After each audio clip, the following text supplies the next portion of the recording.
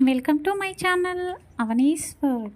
శ్రీ పరాభవ నామ సంవత్సరం, ఉత్తరాయణం, వసంత ఋతువు, వైశాఖ మాసం, శుక్లపక్షం.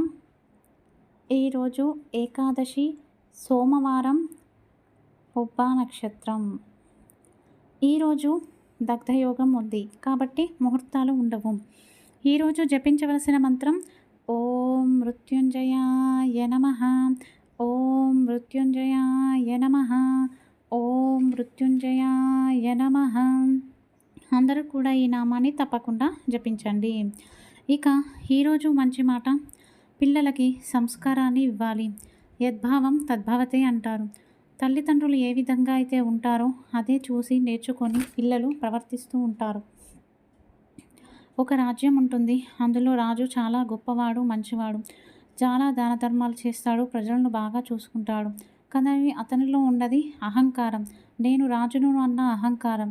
సో అది చిన్నప్పటి నుండి చూస్తూ పెరుగుతూ ఉన్న కొడుకు కొంత ఏజ్ రాగానే, నాన్న మీరు అడవిలోకి వెళ్ళిపోండి, నేను రాజ్యాన్ని రాజ్యపాలన చేయాలి, నేను రాజును కావాలి, నేను అధికారాన్ని అనుభవించాలి అని చెప్పేసి అడవులకు వెళ్ళమంటాడు. ఇక చేసేదేమీ లేక ఆ తండ్రి బయట తెలిస్తే పరువు పోతుందని అలాగే అని వెళ్తాడు. ఇక ఈ కొడుకు రాజ్యాధికారాన్ని చేపడతాడు. ఈ కొడుకు కూడా తండ్రి లాగానే మంచివాడు, దాన ధర్మాలు చేస్తాడు, ప్రజలను బాగానే చూసుకుంటాడు. కానీ అతనికి కూడా సేమ్ అహంకారం.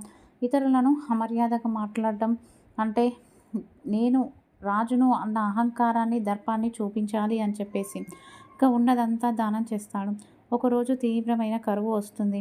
ఆ కరువు వచ్చినప్పుడు ప్రజలందరూ కూడా డబ్బులన్నీ తీసుకోవడానికి అలవాటు పడి పనిచేయడం మానేసి కరువు కాటకాలలోనే మగ్గి చనిపోతూ ఉంటారు.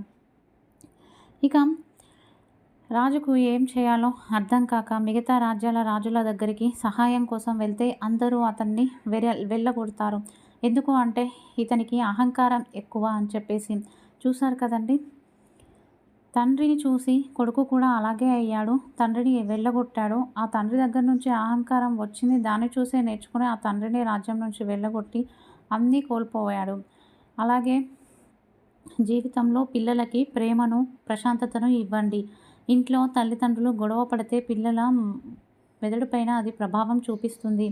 మీరు ప్రేమగా చూస్తే వారు బయట ప్రేమను ఎతుక్కోరు.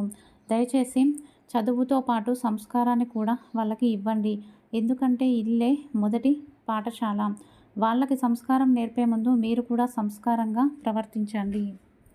శత్రు బాధలు తొలగిపోవడం కోసం, అలాగే మనపైన ఎవరైనా చెడు ప్రచారం చేస్తుంటే దాని నుంచి విముక్తి కోసం రేపు ఉదయాన్నే దుర్గామాతకు జమ్మి చెట్టు ఆకులతో మాలను తయారు చేసి సమర్పించండి.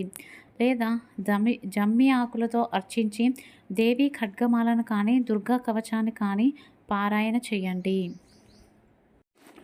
వృత్తిలో అభివృద్ధి కోసం, అలాగే మానసిక ప్రశాంతత, ఇంట్లో ఉన్న దరిద్రం పోయి నెగిటివ్ ఎనర్జీ తొలగిపోవడం కోసం ఈరోజు సాయంత్రం పరమేశ్వరుణ్ణి చెరుకు రసంతో అభిషేకించి ఉమ్మెత్త పువ్వును కానీ, ఉమ్మెత్త కాయను కానీ సమర్పించి శివ దారిద్ర్య దహన స్తోత్రాన్ని పారాయణ చేయండి. ఈరోజు వాస్తులో భాగంగా ఇంట్లో కారణం లేకుండా గొడవలు అవుతుంటే, అదేవిధంగా పిల్లలు చెప్పిన మాట వినకపోవడం, పిల్లలు కూడా గొడవలు చేస్తూ ఉంటే ఆ ఇంట్లో భూమిలోనే దోషం ఉందని అర్థం. ఇంతకు ముందు ఉన్న ఇంట్లో బాగున్నాము, ఈ ఇంట్లో వచ్చాకే ఇలా అవుతుంది, వాస్తుపరంగా అంతా బాగుంది అనుకున్నప్పుడు ఇంట్లో శ్రీవాస్తు యంత్రాన్ని పెట్టడం వలన వీటి నుంచి బయటపడవచ్చు. అలాగే ఈరోజు తారాబలం. ఈరోజు నిత్య నక్షత్రం పుబ్బా నక్షత్రం, అశ్విని మఖ మూలా నక్షత్రం వారికి సంపద తార, భరణి పుబ్బ పూర్వాషాఢ నక్షత్రం వారికి జన్మతార, కృతిక ఉత్తరాషాఢ నక్షత్రం వారికి పరమమిత్ర తార, రోహిణి హస్త శ్రవణ నక్షత్రం వారికి మిత్రతార, మృగశిర చిత్త ధనిష్ట నక్షత్రం వారికి నైదనతార, ఆరుద్ర స్వాతి శతభిష నక్షత్రం వారికి సాధకతార, పునర్వసు విశాఖ పూర్వభాద్ర నక్షత్రం వారికి ప్రత్యక్తార, పుష్య అనురాధ ఉత్తరాభాద్ర నక్షత్రం వారికి క్షేమతార, ఆశ్లేష జ్యేష్ఠ రేవతి నక్షత్రం వారికి విపత్తార. ఈరోజు మన సంప్రదాయంలో భాగంగా ఎవరైతే ఉదయాన్నే లేటుగా లేస్తారో వారికి నెగిటివ్ ఎనర్జీ అధికంగా ఉంటుంది. అలాగే పురుషులు ఎవరైనా లేటుగా లేస్తే వారికి అధిక కోపం, రోజంతా బయట గొడవ పడడం, చికాకు పడడం, బాధ్యతలు లేకుండా ప్రవర్తించడం జరుగుతుంది. ఇక ఆడవాళ్ళు ఉదయాన్నే లేటుగా లేస్తే వారి మెన్‌స్ట్రువల్ సైకిల్స్, హార్మోన్ ఇంబాలెన్స్ అనేది జరుగుతుంది. ఎప్పుడైతే ఉదయాన్నే 6 గంటల లోపు లేస్తారో అప్పుడు సూర్యకిరణాలు వలన మనలోని కొన్ని గుడ్ హార్మోన్స్ అనేవి రిలీజ్ అవుతాయి. కాబట్టి ఎప్పుడు కూడా సూర్యోదయం కంటే ముందే నిద్ర లేవడం మంచిది.